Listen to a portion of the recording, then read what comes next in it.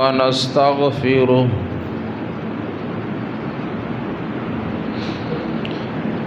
ونعوذ بالله من شرور أنفسنا ومن سيئات أعمالنا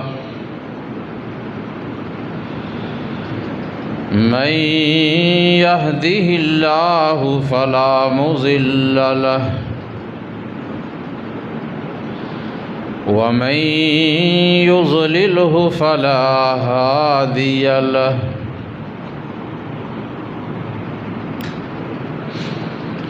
وأشهد أن لا إله إلا الله وحده لا شريك له وأشهد أن محمدًا عبده ورسوله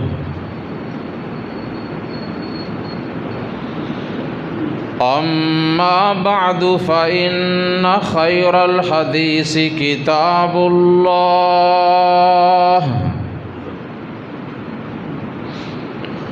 وخير الهدي هدي محمد صلى الله عليه وآله وسلم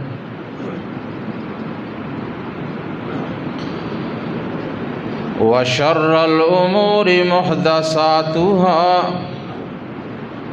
وكل محدثة بدعة وكل بدعة ضلالة وكل ضلالة في النار.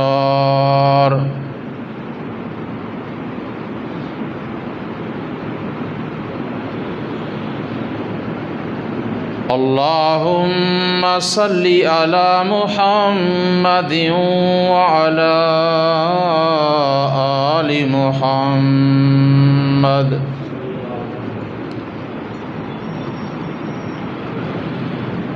كما صليت على إبراهيم وعلى آل إبراهيم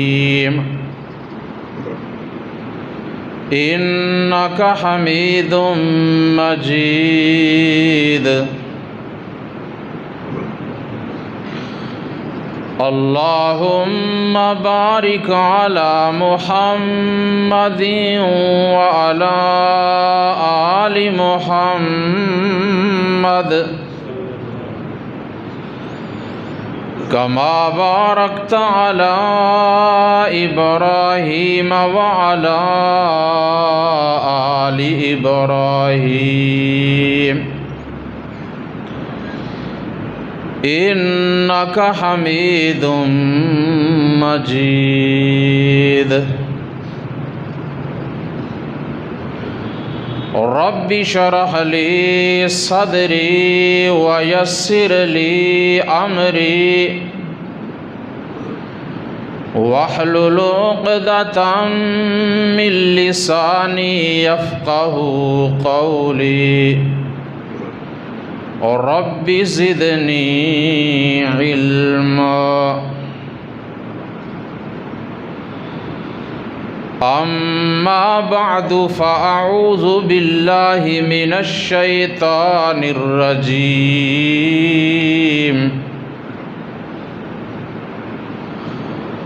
بسم الله الرحمن الرحيم.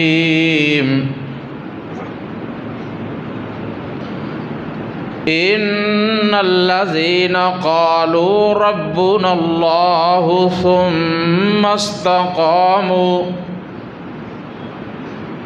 تتنزل عليهم الملائكة ألا تخافوا ولا تحزنوا وأبشروا بالجنة التي كنتم توعدون.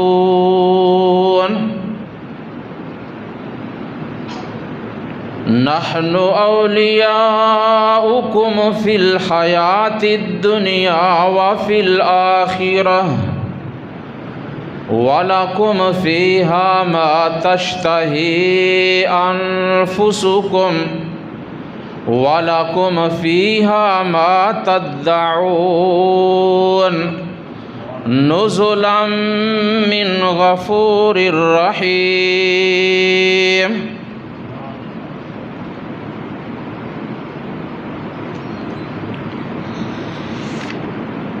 بے شک وہ لوگ جنہوں نے کہا کہ ہمارا رب اللہ ہے، پھر اس پہ قائم ہو گئے،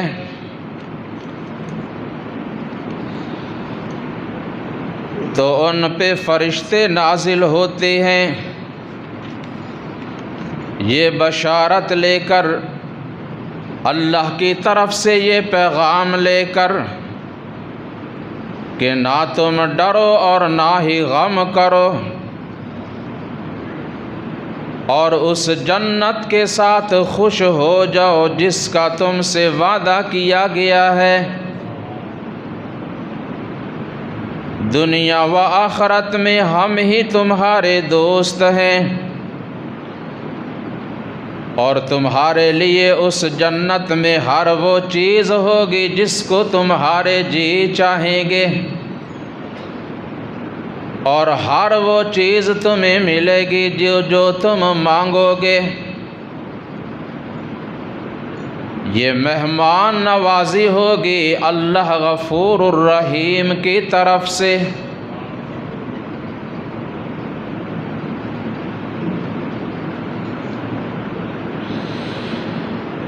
اللہ تعالیٰ کی حمد و ثنا اور نبی اکرم صلی اللہ علیہ وآلہ وسلم کی ذات اقدس پہ درود و سلام کے بعد،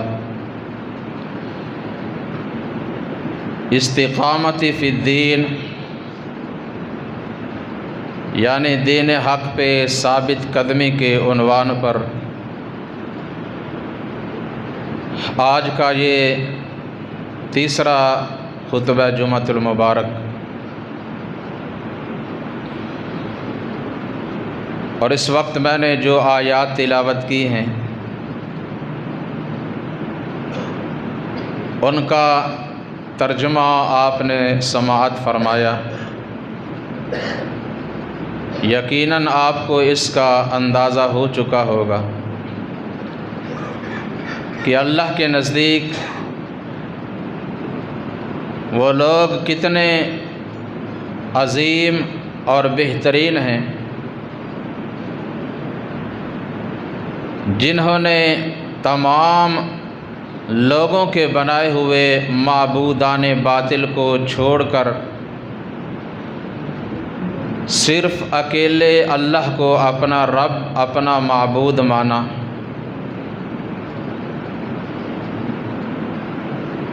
اور مشرکین کفار کی جانب سے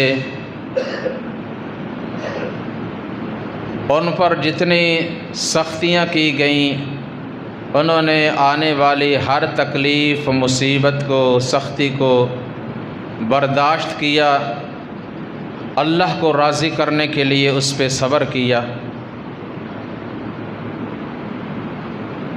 حتیٰ کہ وقت آنے پر انہوں نے اپنی جان کی بھی پرواہ نہ کی، بلکہ اسے بھی اپنے رب کی راہ میں قربان کر دیا۔ تو فرمایا جب دشمنان دین کی جانب سے ان پر سختیاں ہو رہی ہوتی ہیں اور وہ اپنے جانوں کا نذرانہ پیش کرنے کے لیے تیار ہوتے ہیں، تو ہم ان کو ثابت قدم رکھنے کے لیے اپنی طرف سے فرشتے بھیج دیتے ہیں جو آ کر انہیں یہ پیغام دیتے ہیں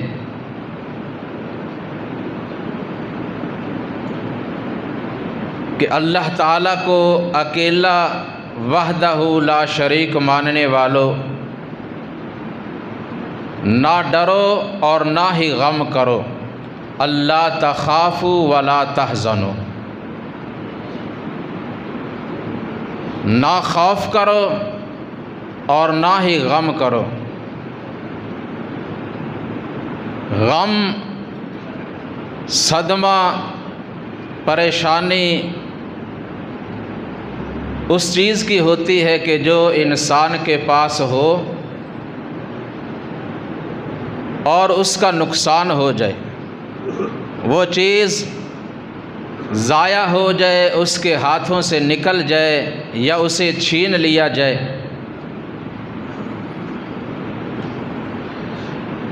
اس کا انسان کو غم ہوتا ہے، دکھ ہوتا ہے، اور خوف، خطرہ، ڈر مستقبل کا ہوتا ہے کہ آئندہ آنے والے حالات میں نہ جانے کیا بنے گا۔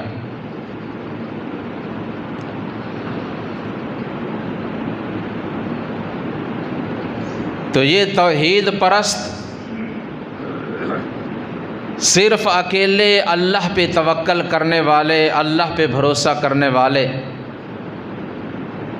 انہیں یہ بشارت دی جا رہی ہے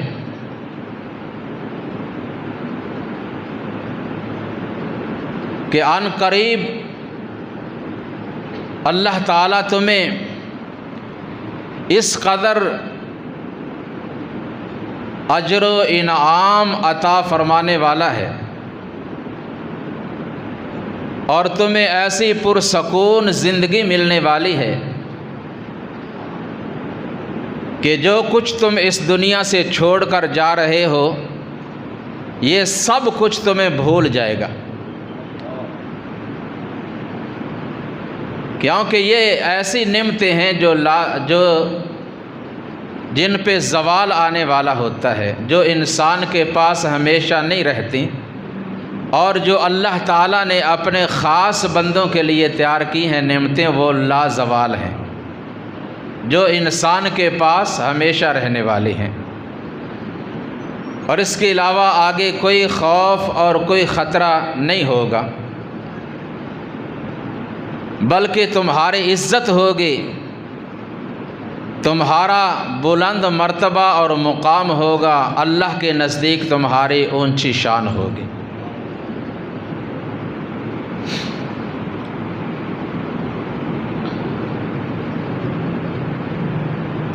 تو صحابہ کرام رضوان اللہ تعالی علیہم اجمعین،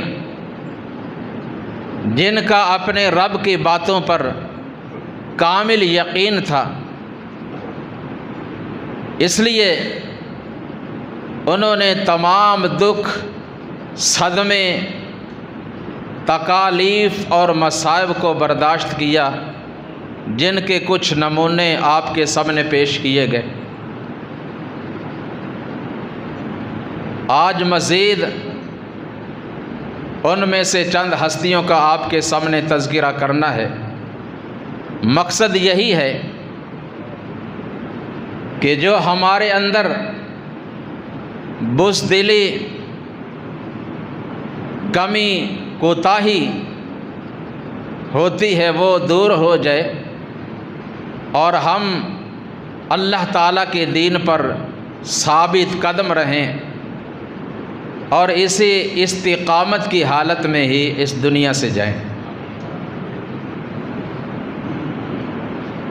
اللہ تعالیٰ بارہا اس کی وصیت فرما رہے ہیں، فرمایا اے محبوب صلی اللہ علیہ وسلم، فَلِذَلِكَ فَادْعُ وَاسْتَقِمْ كَمَا أُمِرْتَ وَلَا تَتَّبِعْ أَهْوَاءَهُمْ وَقُلْ آمَنْتُ بِمَا أَنزَلَ اللَّهُ مِنْ کتاب۔ یہ دین، یہ شریعت جو ہم نے آپ پہ اتاری ہے، آپ خود بھی اس پہ قائم رہیں، اور جو آپ پر ایمان لائے ہیں انہیں بھی اسی پہ قائم اور دائم رہنا چاہیے، اور اسی کی آگے آپ کو دعوت دینی چاہیے، اور آپ لوگوں کی خواہش کی پیروی نہ کریں۔ یہ نہ دیکھیں کہ لوگ خوش ہوتے ہیں یا ناراض؟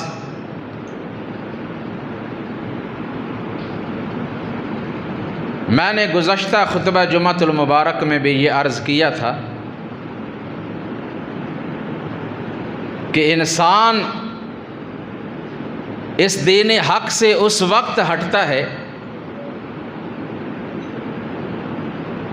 کہ جب اسے کوئی لالچ دیا جائے یا کوئی دھمکی دی جائے، اسے خوف زدہ کیا جائے، وہ کسی سے ڈر کر یا کسی چیز کے لالچ میں آ کر اس دین سے ہٹتا ہے۔ اور اس کے علاوہ ایک تیسری چیز اور بھی ہے کہ جس میں انسان اور کچھ لوگ استقامت کی راہ سے ہٹ جاتے ہیں، اور وہ چیز ہے کسی کی ناراضگی یا رضامندی۔ کسی کی ناراضگی سے بچنے کے لیے اور اسے خوش کرنے کے لیے، خوشامد کے لیے لوگ استقامت کا راستہ چھوڑ بیٹھتے ہیں۔ مثلاً ہمارے معاشرہ میں کچھ ایسے رواداری کا ذہن رکھنے والے لوگ موجود ہیں، کہنے سے تو کہتے ہیں، جب عام اوقات میں ان سے ملاقات ہو، بات چیت ہو، تو وہ ایسے انداز میں باتیں کرتے ہیں کہ انہیں ہر چیز کا پوری طرح علم ہے، اور یہ دین پہ، توحید پر، سنت پہ بڑے پختہ ہیں، ہر چیز کا پتہ ہے۔ یہ توحید ہے، یہ شرک ہے، یہ سنت ہے، یہ بدعت ہے، اور انہیں اس بات کا اچھی طرح علم ہے کہ شرک تمام گناہوں میں سے سب سے بڑا کبیرہ، ناقابل معافی جرم ہے اور گناہ ہے۔ اور اسی طرح بدعات جو کہ ناقابل قبول ہیں، اور بدعات کرنے والے کے اعمال ضائع ہو جاتے ہیں، اور قیامت کے روز انہیں نبی اکرم صلی اللہ علیہ وسلم کے حوض کوثر سے روک دیا جائے گا، واپس لوٹا دیا جائے گا۔ لیکن جب موقع آتا ہے نا، برادری میں کوئی خوشی کا موقع ہو یا کوئی غمی کا، تو وہ تمام رسومات اور جو برادری کے بنائے ہوئے رسم و رواج ہوتے ہیں وہ کرتے نظر آتے ہیں، اور بدعات کی محافل، پروگرام، مثلاً کل 7واں 40واں برسی جب وہ لوگ کر رہے ہوتے ہیں تو یہ بھی ساتھ بیٹھ جاتے ہیں۔ اگر پوچھا جائے کہ آپ تو کہہ رہے تھے ہم ماشاءاللہ اہل حدیث ہیں، قرآن و سنت کے ماننے والے ہیں، اور شرک سے، بدعات سے ہمیں بڑی نفرت ہے، اب اس پروگرام میں کیوں بیٹھے ہیں؟ او جی، پھر برادری جو ہے نا، ان کو بھی تو راضی رکھنا ہے نا، اگر نہیں بیٹھیں گے تو ناراض ہو جائیں گے، صلہ رحمی کے لیے ہم بیٹھتے ہیں۔ یہ استقامت نہیں ہے، یہ ثابت قدمی نہیں ہے۔ ثابت قدمی، استقامت یہ ہے کہ انسان قائم ہو جائے، پختہ ہو جائے توحید پر، سنت پر، اور شرک سے، بدعات سے اتنی نفرت ہو کہ اس سے بالکل الگ رہے، دور رہے، خواہ کوئی راضی ہوتا ہے یا ناراض۔ اور جنہوں نے ناراض ہونا ہے، یہ سب کچھ کرنے کے باوجود بھی وہ کسی نہ کسی بات سے ناراض ہو ہی جاتے ہیں۔ اللہ تعالیٰ نے نبی اکرم صلی اللہ علیہ وسلم کو مخاطب فرما کر یہ حکم دیا، جب یہود و نصارہ نے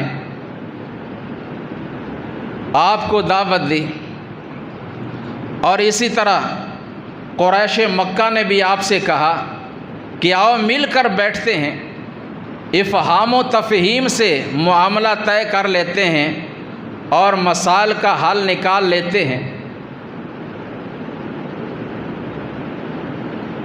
اگر یہ رواداری جائز ہوتی ہے نا تو آپ صلی اللہ علیہ وسلم بھی کر لیتے اور ساری مخالفتیں ختم ہو جاتی ہیں، لیکن اللہ تعالیٰ نے آپ کو منع فرما دیا۔ کیا فرمایا اللہ تعالیٰ نے؟ وَلَن تَرْضَىٰ عَنكَ الْيَهُودُ وَلَا النَّصَارَىٰ حَتَّىٰ تَتَّبِعَ مِلَّتَهُمْ قُلْ إِنَّ هُدَى اللَّهِ هُوَ الْهُدَىٰ۔ اے محبوب صلی اللہ علیہ وسلم، یہ یہود یہ نصارہ آپ پر کبھی بھی راضی نہیں ہوں گے، آپ جتنی مرضی ان کو راضی کرنے کی کوشش کر لیں یہ کبھی بھی آپ پہ راضی نہیں ہوں گے۔ ہاں، ان کو راضی کرنے کا ایک طریقہ ہے کہ آپ اس دین حق سے ہٹ کر ان کا دین اختیار کر لیں۔ اگر آپ ان کا دین قبول کریں گے نا اور اللہ کا نازل کردہ دین چھوڑ دیں، پھر یہ آپ سے راضی ہوں گے۔ تو اگر آپ ایسا کریں گے تو اس وقت آپ کے تمام اعمال ضائع ہو جائیں گے اور آپ ظالموں میں سے ہو جائیں گے۔ تو لیکن آپ صلی اللہ علیہ وسلم نے ان کی اس طرح کی کسی بات کو قبول نہیں کیا۔ آپ اللہ تعالیٰ کے حکم کے تحت اللہ کی نازل کردہ شریعت پر قائم رہے اور اسی کی آپ نے ہمیشہ لوگوں کو دعوت دی اور صحابہ کرام بھی اسی پہ ڈٹے رہے۔ اس سے پہلے آپ نے سیدنا یاسر، ان کے بیٹے عمار، ان کی زوجہ سیدہ سمیہ اور پھر سیدنا بلال حبشی، عامر ابن فہیرہ رضی اللہ تعالی عنہم کے تذکرے سنے۔ اسی طرح آپ کے اصحاب کرام رضوان اللہ تعالی علیہم اجمعین میں سے ایک صحابی ہیں جن کا نام ہے خباب ابن ارت، سب کہیں رضی اللہ تعالی عنہ۔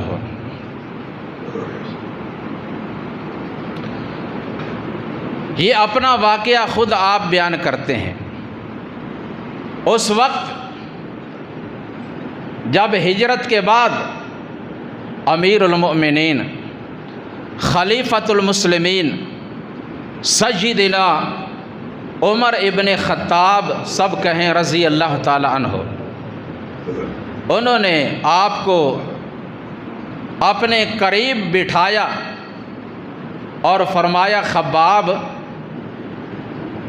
اپنی کوئی پرانی داستان ہی سنا دو۔ جب مکہ میں آپ نے ایمان قبول کیا تھا، دائرہ اسلام میں داخل ہوئے تھے، تو آپ کے ساتھ لوگوں نے کیسا سلوک کیا تھا؟ فرمانے لگے امیر المؤمنین، کیا میں آپ کو اپنی زبان سے سناؤں یا آپ کو آپ کی آنکھوں سے دکھاؤں؟ کہا خباب میں دیکھوں کیسے، اب تو کئی سال گزر گئے، ایک عرصہ گزر گیا، اب تو آپ کی زبان سے سن ہی سکتا ہوں، دیکھ نہیں سکتا۔ فرمانے لگے آپ ذرا میری کمر سے میری قمیص کو اٹھا کر دیکھیں، آپ کو سب کچھ نظر آ جائے گا۔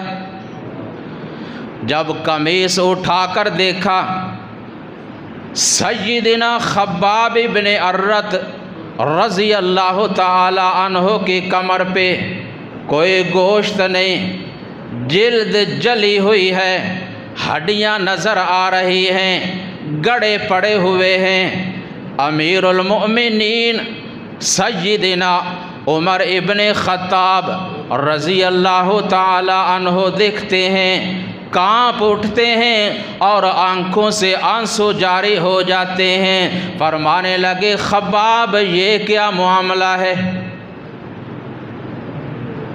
فرمایا، اب ذرا سنو، پہلے آپ نے دیکھ لیا، اب سنو۔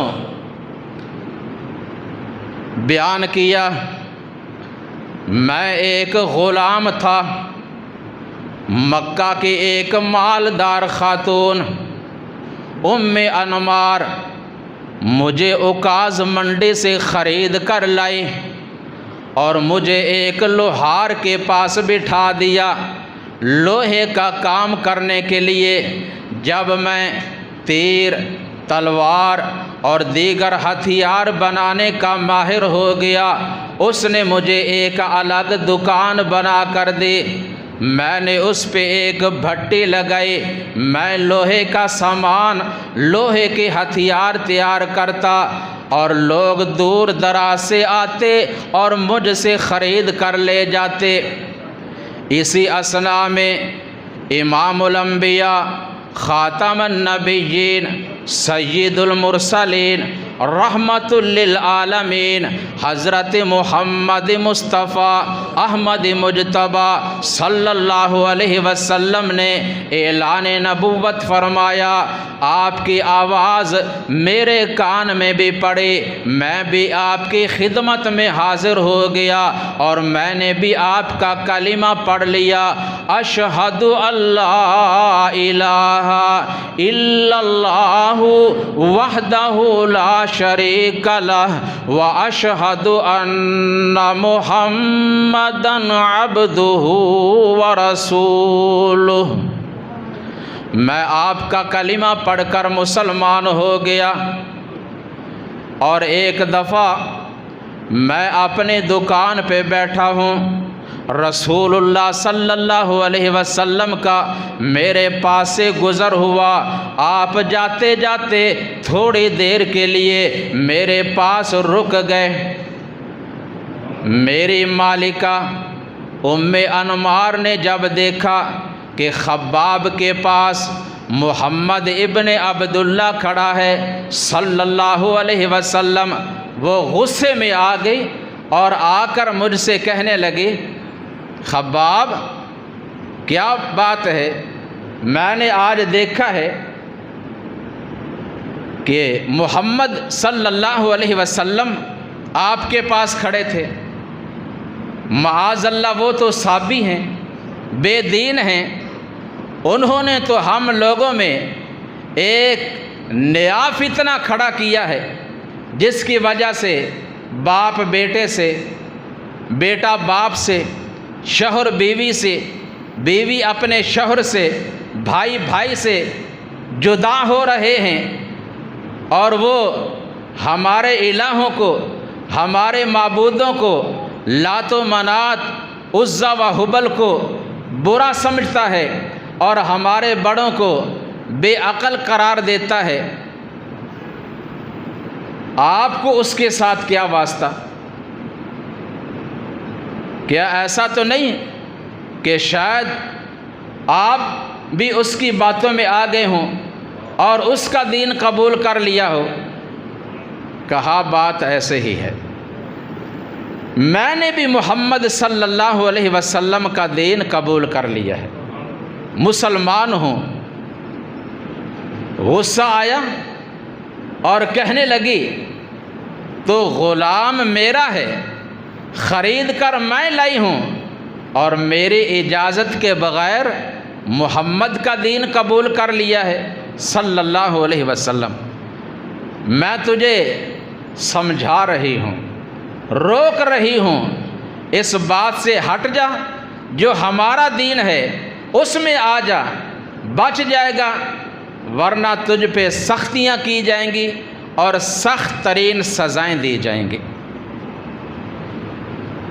سیدنا خباب ابن ارت رضی اللہ تعالی عنہ فرمانے لگے، ام انمار، مارنا ہے مار لے، جو سختیاں کرنا چاہتے ہو کر لو، جو مرضی کر لو، لیکن اب میں محمد الرسول اللہ صلی اللہ علیہ وسلم کے پیش کردہ دین کو چھوڑ نہیں سکتا۔ اس نے اپنے بھائی سبا ابن عبد العزیٰ کو بلایا، اس کو بتایا، اور اس ملعون نے اپنے کچھ ساتھیوں کو، اوباش غنڈوں کو بلایا اور کہا، اس خباب کے گردن میں رسی ڈال دو اور اس کو ذرا نوکیلے پتھروں پہ گھسیٹو۔ گھسیٹا گیا اور پھر واپس لا کر گرم ریت پہ لٹایا گیا اور پوچھا گیا، خباب، محمد صلی اللہ علیہ وسلم کا دین چھوڑنے کے لیے تیار ہے یا نہیں؟ فرمایا، جو مرضی کر لو، لیکن محمد کریم صلی اللہ علیہ وسلم کا جو دین ہے اسے ایک لمحہ کے لیے بھی نہیں چھوڑا جا سکتا۔ ایک دن حضرت خباب اپنی دکان پہ بیٹھے ہیں، ام انمار آئی اور اس نے ایک لوہے کی سوراخ لی، اسے بھٹی میں گرم کیا، جب وہ آگ کی طرح لال سرخ ہو گئی تو اس کو نکالا اور خباب رضی اللہ تعالی عنہ کے سر میں داغ لگایا۔ لوہے کی گرم، شدید گرم سوراخ جب لگی تو حضرت خباب رضی اللہ تعالیٰ عنہ بے ہوش ہو جاتے، اور جب ہوش میں آئے ام انمار کہتی ہے، خباب، اب میں تجھے پھر ایک دفعہ سوچنے کا موقع دیتی ہوں، کل اسی وقت پھر آؤں گی، اگر تو باز آ گیا فابیہا، ورنہ پھر تیرے ساتھ یہی سلوک کیا جائے گا۔ دوسرے دن بھی اسی طرح ہوا، پھر سوال کیا، وہی جواب ملا۔ پھر اس نے اپنے بھائی سبا ابن عبد العزیٰ کو بلایا اور اس ظالم نے لوہے کی ایک چادر لی، اسے بھٹی میں گرم کیا اور اسے زمین پہ رکھا، اور اس شدید گرم ترین لوہے کی چادر پہ حضرت خباب رضی اللہ تعالی عنہ کو ان کی قمیص اتار کر اوپر لٹا دیا۔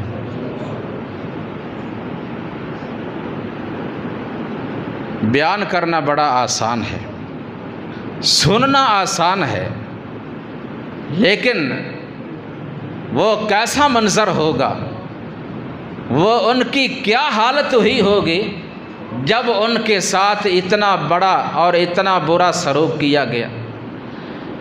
تو فرماتے ہیں، امیر المؤمنین اے عمر ابن خطاب رضی اللہ تعالی عنہ، جب ان لوگوں نے مجھے گرم چادر پہ لٹایا، وہ چادر اپنے آپ نہیں ٹھنڈی ہوئی، میرے جسم سے نکلنے والے خون سے اور پگھلنے والی چربی سے وہ چادر ٹھنڈی ہوئی، اور اسی سے یہ میرے جسم کا گوشت جل گیا، اور یہ ہڈیاں ہیں جو آپ کو نظر آ رہی ہیں۔ اللہ اکبر کبیر۔ ایک دفعہ حضرت خباب رضی اللہ تعالی عنہ آتے ہیں نبی اکرم صلی اللہ علیہ وسلم کی خدمت اقدس میں اور کہنے لگے یا رسول اللہ صلی اللہ علیہ وسلم، میرے ساتھ اور دیگر کمزور مسلمانوں کے ساتھ بڑے سخت ترین سلوک کیے جا رہے ہیں، ان پہ سختیاں کی جا رہی ہیں، آپ اللہ سے دعا ہی کر دیں کہ اللہ اسلام اور مسلمانوں کو عزت عطا فرما دے۔ فرمایا خباب گھبراؤ نہیں، پریشان نہ ہو، ان قریب یہ وقت گزر جانے والا ہے اور اللہ اسلام اور مسلمانوں کو عزت عطا کرے گا۔ تم نے پہلے لوگوں کے بارے میں پڑھا نہیں؟ اللہ تعالیٰ نے کلام حمید میں ارشاد فرمایا ام حسبتم ان تدخلوا الجنہ ولما یأتکم مثل الذین خلوا من قبلکم مستهم البأساء والضراء وزلزلوا حتى يقول الرسول والذین آمنوا معه متى نصر اللہ الا ان نصر اللہ قریب۔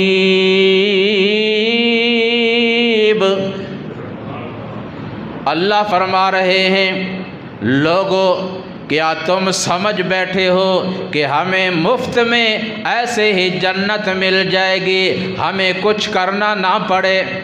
کیا تم نے ان لوگوں کے حالات نہیں پڑھے، ان لوگوں کے حالات نہیں سنے جو تم سے پہلے گزر گئے، جن پہ سختیاں کی گئیں، جنہیں آزمایا گیا، جنہیں خاک و خون میں تڑپایا گیا، اور ایسے وقت آئے کہ وقت کے رسول اور ان کے ساتھ ایمان والے پکار اٹھے متی نصر اللہ، کہ اللہ کی مدد کہاں گئی، اللہ کی مدد کب آئے گی؟ فرمایا الا ان نصر اللہ قریب۔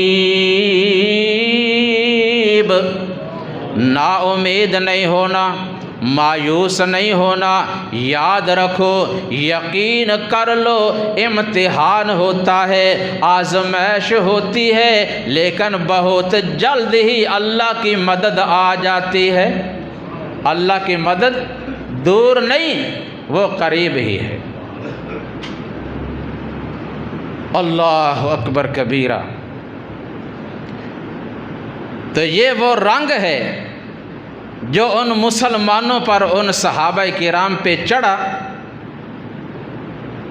کہ ان کے ساتھ سخت سے سخت ترین اور برے سے برا بدترین سلوک کیا گیا، لیکن توحید کا اور سنت کا رنگ وہ اتار نہ سکے۔ یہ وہ رنگ ہے جس کے بارے میں اللہ فرماتے ہیں صبغۃ اللہ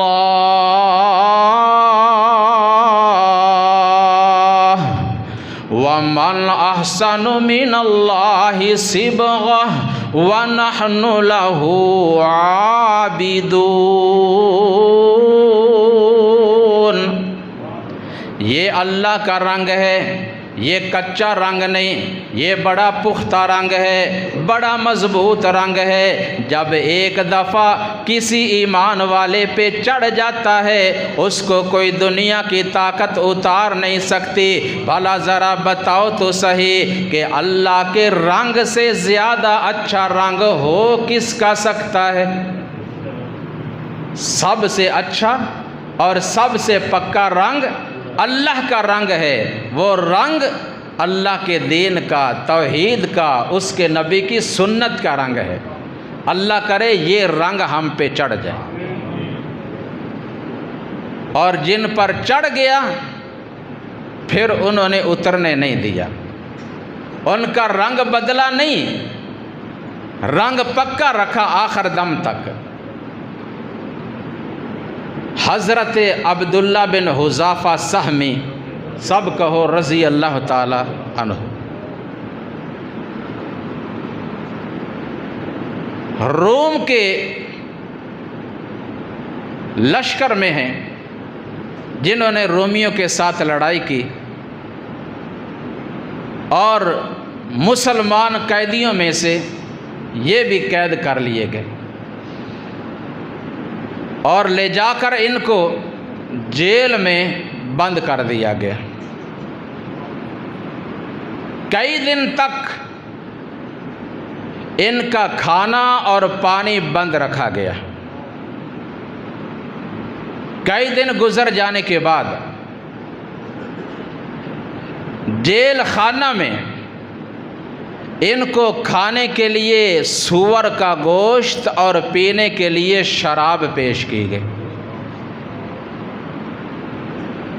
مسلمانوں، عام حالات میں شراب نوشی کرنے والوں اور شراب پی کر مزے اڑانے والوں اور کہکے لگانے والوں، ذرا سنو بات کو، حالانکہ ان کے لیے ایسے حالات میں یہ چیزیں جائز تھیں، جان بچانے کے لیے، بھوک مٹانے کے لیے اللہ تعالیٰ نے اجازت دے دی ہے۔ فَمَنِ اضْطُرَّ غَيْرَ بَاغٍ وَلَا عَادٍ فَلَا إِثْمَ عَلَيْهِ۔ اللہ فرماتے ہیں جو لاچار ہو جائے، مجبور ہو جائے، بے بس ہو جائے، جب اسے کوئی حلال چیز کھانے پینے کے لیے نہ ملے، وہ اپنے بھوک مٹانے کے لیے، جان بچانے کے لیے تھوڑی سی چیز استعمال کر سکتا ہے، بشرطے کہ وہ حد سے تجاوز کرنے والا نہ ہو۔ سیدنا عبداللہ ابن حذافہ سہمی رضی اللہ تعالیٰ عنہ واپس لوٹا دیتے ہیں کہ میں اس شراب نوشی کو اور سور کے گوشت کو پسند نہیں کرتا، مجھے اس سے نفرت ہے۔ حاکم وقت کو بلایا گیا، شاہ روم نے بلایا، دیکھتا ہے بڑا خوبصورت نوجوان ہے، بڑا رنگ، بڑا حسن، بڑی جوانی، بہترین قد، دیکھ کر حیران رہ گیا۔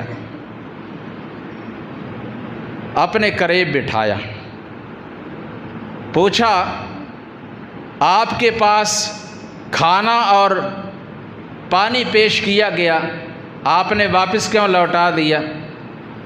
تو بتایا کہ بادشاہ اگرچہ اس وقت میرے لیے یہ چیزیں جائز ہو چکی تھیں، لیکن میں اس موقع پر حرام کھا کر، حرام پی کر تجھ جیسے دشمن دین کو خوش ہونے کا موقع نہیں دینا چاہتا۔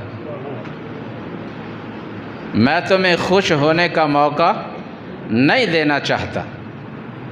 حیران ہو گیا، کہا لگتا ہے آپ بڑے دلیر آدمی ہیں، آپ کے پاس حسن بھی ہے، جوانی بھی ہے، اور آپ کی باتیں سن کر مجھے اندازہ ہو گیا ہے کہ آپ کے اندر ایک جرأت بھی ہے اور غیرت بھی ہے۔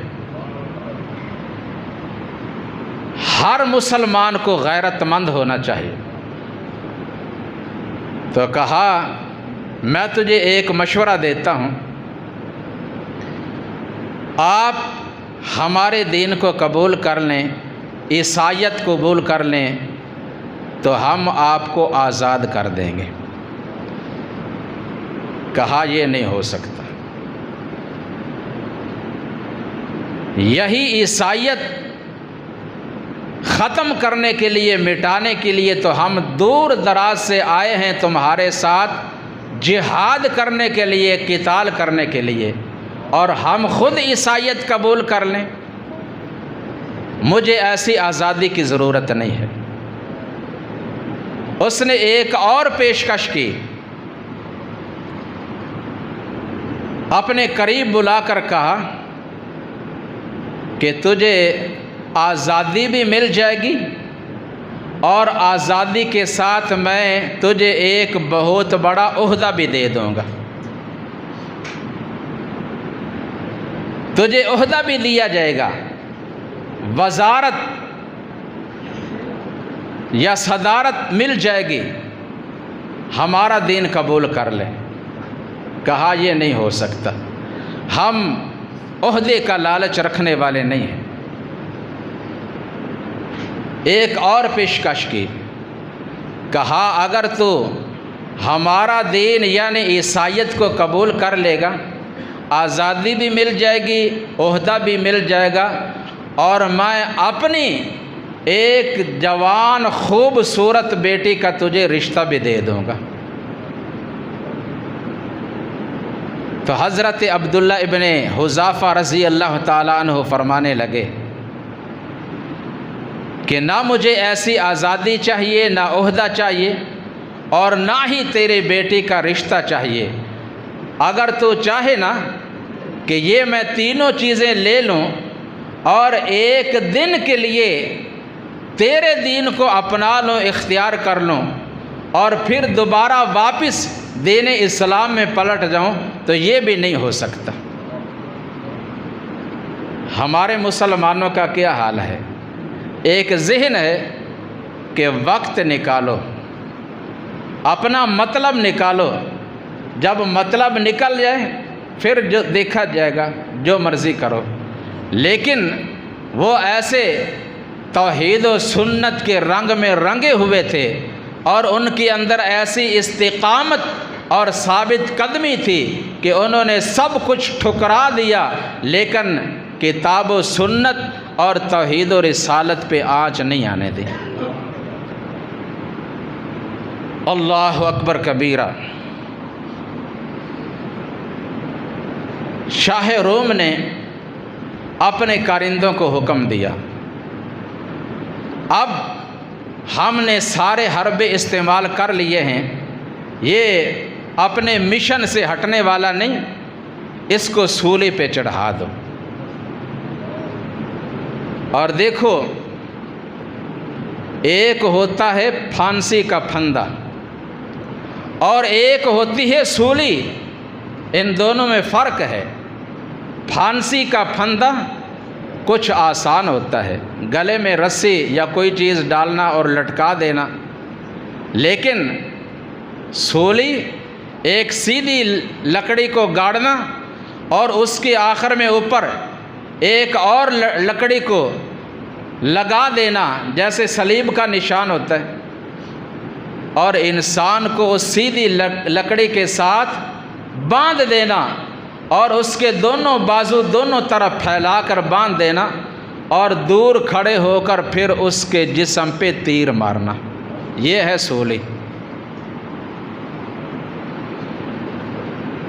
حضرت عبداللہ ابن حذافہ سہمی رضی اللہ تعالی عنہ کو سولی پہ چڑھا دیا گیا، اور شاہ روم نے اپنے کارندے کو حکم دیا کہ تیر اس طرح مارو کہ اس کے جسم کے قریب سے گزر کر دور جا گریں۔ اس کو ابھی امید تھی کہ شاید یہ ڈر کر ہی گھبرا جائے اور اپنا اس دین اسلام چھوڑ دے اور ہمارے دین میں آ جائے۔ تو خیر تیر برسائے گئے اور وہ بار بار اپنی بات کو دہراتا رہا، لیکن سیدنا عبداللہ ابن حذافہ رضی اللہ تعالیٰ عنہ کی طرف سے وہی بار بار جواب ملتا رہا۔ فرمایا جو مرضی ہوتا ہے ہو جائے، میں اللہ اور اس کے رسول صلی اللہ علیہ وسلم کے دین سے ہٹنے والا نہیں۔ اس نے پھر کہا ذرا اس کو نیچے اتارو اور ایسا کرو آگ جلاؤ، اور آگ کے اوپر ایک دیگ کو رکھو۔ آگ جلائی گئی، اوپر دیگ رکھ دی گئی، کہا اس میں تیل ڈالو۔ جب تیل ابلنے لگا تو کہا جیل خانہ میں سے 2 اور مسلمان قیدیوں کو لایا گیا۔ عبداللہ ابن حذافہ رضی اللہ تعالیٰ عنہ کے سامنے ایک مسلمان قیدی کو دیگ میں ڈالا گیا اور فوراً ابلتے ہوئے تیل نے انہیں جلا کر کوئلہ بنا دیا۔ اللہ اکبر کبیرہ۔ ہمیں تو مفت میں اور بڑی آسانی کے ساتھ یہ دین مل گیا، ہمیں اس کی اسی لیے قدر نہیں ہے کہ کچھ کرنا نہیں پڑا، ورنہ اللہ فرماتے ہیں احاسب الناس ان یترکوا ان یقولوا آمنا وهم لا یفتنون۔ کیا لوگ یہ سمجھ بیٹھے ہیں کہ ہمیں ایسا ہی چھوڑ دیا جائے گا، ہمیں کچھ کرنا نہ پڑے، نہ نماز پڑھنی پڑے، نہ روزہ رکھنا پڑے، نہ زکوٰۃ دینی پڑے، نہ صدقہ خیرات کرنا پڑے، نہ کوئی اور عمل کرنا پڑے، بس صرف کلمہ پڑھ لیا جنت مل جائے؟ فرمایا یہ تمہارا ایک خیال ہے، جنت کو حاصل کرنے کے لیے بہت کچھ تمہیں کرنا پڑے گا۔ حضرت عبداللہ ابن حذافہ سہمی رضی اللہ تعالیٰ عنہ اپنی آنکھوں سے یہ منظر دیکھ رہے ہیں۔ بادشاہ نے پھر پوچھا عبداللہ تو نے دیکھا، اب تیرے لیے آخری موقع ہے، اگر اب بھی لوٹ آئے، اپنے مشن سے ہٹ جائے، پلٹ آئے، تجھے چھوڑ دیا جائے گا، ورنہ تیرے ساتھ بھی وہی سلوک کر دیا جائے گا جو اس مسلمان قیدی کے ساتھ کیا گیا۔ فرمانے لگے کوئی بات نہیں، جان دی ہوئی اسی کی تھی، حق تو یہ تھا کہ حق ادا نہ ہوا۔ اس نے حکم دیا چلو پھر اسے بھی لے جاؤ اور ابلتے ہوئے کھولتے ہوئے تیل میں اس کو بھی ڈال کر جلا دو۔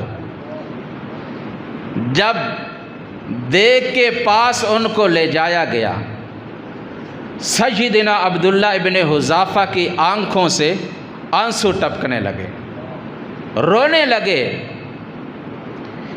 بادشاہ کو بتایا گیا کہ اس سے پہلے اس کے ساتھ اتنا سخت سلوک ہوا، یہ رویا نہیں، آنکھوں سے آنسو نہیں نکلے، اب یہ رونا شروع کر دیا ہے اس نے، لگتا ہے کہ اپنے مشن سے ہٹ جائے اور عیسائیت کو قبول کر لے۔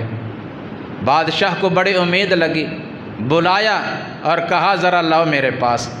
پوچھا، کہا کیا تو دین اسلام چھوڑنے کے لیے اور عیسائیت قبول کرنے کے لیے تیار ہو گیا ہے؟ فرمایا نہیں۔ پوچھا پھر رو کیوں رہا ہے؟ فرمانے لگے رونے کی صرف وجہ یہ ہے کہ آج میرے پاس ایک ہی جان ہے، ایک ہی جان ہے جو اللہ کی توحید اور اللہ کے نبی صلی اللہ علیہ وسلم کی رسالت پہ قربان ہونے لگی ہے۔ کاش میرے جسم پہ جتنے بال ہیں میرے پاس اتنی جانیں ہوتی، میں ایک ایک کر کے اللہ کے دین پہ قربان کرتا۔ اللہ اکبر۔ بڑا حیران رہ گیا، کتنی بڑی بات۔ کہا اچھا چلو ایک آخر میں آسان سی بات کرتا ہوں، اگر تو اسے مان لے تو میں تجھے آزاد کر دوں گا۔ کہا بتاؤ کیا بات ہے؟ کہا آپ میری پیشانی کا بوسہ لے لیں، میرا ماتھا چوم لیں تو میں آپ کو آزاد کر دوں گا۔ تھوڑی دیر سوچا، فرمایا آزادی کا وعدہ صرف میرے لیے نہیں، جتنے آپ کی حراست میں مسلمان قیدی ہیں اگر ان سب کو چھوڑ دے، رہا کر دے، تب میں یہ کام کر سکتا ہوں، صرف اپنے آپ کو آزاد کرنے کے لیے نہیں۔ بادشاہ نے وعدہ کر لیا۔ حضرت عبداللہ بن حذافہ رضی اللہ تعالیٰ عنہ نے یہ سوچا کہ اگر ایسا کرنے سے وہ تمام مسلمان قیدی جن پہ سختیاں کی جا رہی ہیں، اگر ان کو نجات مل جائے، رہائی مل جائے، آزادی مل جائے تو اس میں کوئی قباحت نہیں ہے، چلو یہ کام میں کر لیتا ہوں۔ آگے بڑھے، پیشانی کو بوسہ دے دیا اور اس نے بھی حسب وعدہ تمام مسلمان قیدیوں کو آزاد کر دیا۔ عبداللہ ابن حذافہ تمام مسلمان قیدیوں کو اپنے ساتھ لے کر سیدھا مدینہ طیبہ میں امیر المؤمنین سیدنا عمر ابن خطاب رضی اللہ تعالیٰ عنہ کی خدمت میں حاضر ہوئے اور تمام تر ماجرا ان کے سامنے بیان کیا۔ انہوں نے اللہ کا شکر ادا کیا، خوش ہوئے اور اپنے قریب دائیں بائیں بیٹھنے والے تمام ساتھیوں کو حکم دیا، فرمایا کہ ہر مسلمان پر یہ حق ہے کہ وہ آگے بڑھ کر عبداللہ ابن حذافہ سہمی رضی اللہ تعالیٰ عنہ کی پیشانی پہ بوسہ دو۔ لو یہ اس بات کی ابتدا میں عمر کرتا ہوں۔ تو سب سے پہلے عمر ابن خطاب رضی اللہ تعالیٰ عنہ نے ان کی پیشانی پہ بوسہ دیا اور پھر تمام مسلمانوں نے عبداللہ ابن حذافہ رضی اللہ تعالیٰ عنہ کی پیشانی کو بوسہ دیا۔ تو یہ ہیں وہ عظیم ہستیاں جنہوں نے اللہ کی راہ میں آنے والی مشکلات، تکالیف، مصائب کو برداشت کیا، لیکن نہ توحید سے ہٹے اور نہ ہی نبی اکرم صلی اللہ علیہ وسلم کی سنت سے ہٹے۔ اللہ تعالیٰ ان سے راضی اور وہ اپنے رب سے راضی۔ اللہ تعالیٰ مجھے اور آپ سب کو ان کے نقش قدم پہ چلنے کی توفیق عطا فرمائے۔ سبحان ربک رب العزت عما یصفون وسلام علی المرسلین والحمد للہ رب